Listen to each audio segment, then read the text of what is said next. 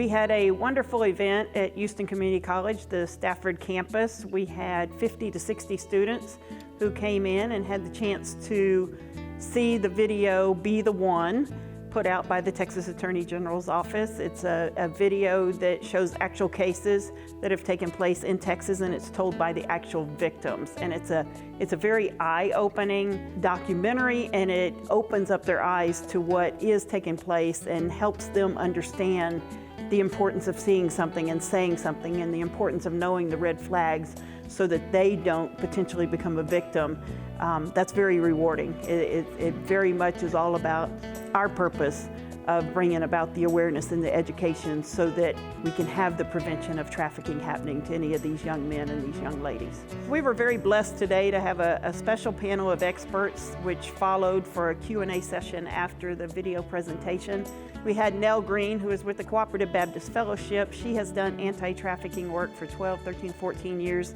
We had Iris Ortiz, who is with the Fort Bend County Sheriff's Office, and we had Yessie, who is a survivor of trafficking, and she was able to share some of her story and help students understand, because she was one of those cases that sadly is so typical.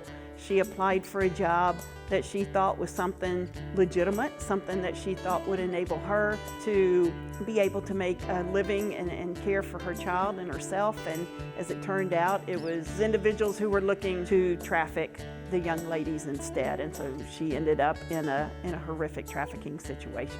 So every time that I'm able to share my testimony, I'm able to heal. And I'm able to let go of the shame, the guilt, and the embarrassment, the fear. It definitely is amazing to be able to know that my purpose is to help those that are in need and might possibly be going through what I went through. So I believe that it's helped me grow as an individual and become stronger.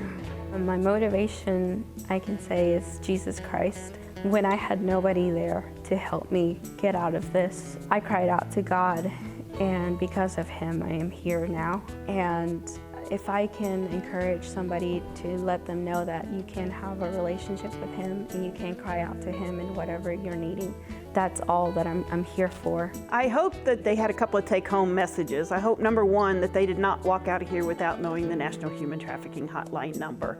It is critically important that as they're on the campus or they're at home or they're at their places of employment, wherever it may be, that if they see something, they say something, and that they walked out of here knowing that the Human Trafficking Hotline number is 888-3737-888, and that number can be called 24/7, and that it's available in over 200 languages, and it's a free call, so that they know if they do see something that raises a red flag, that they can make that phone call. And I hope they left knowing that it's okay to call and be wrong, than not call and have been right, because we don't want somebody to not get the help that they need because somebody was afraid to call. We want people to have a comfort level with calling that National Human Trafficking Hotline number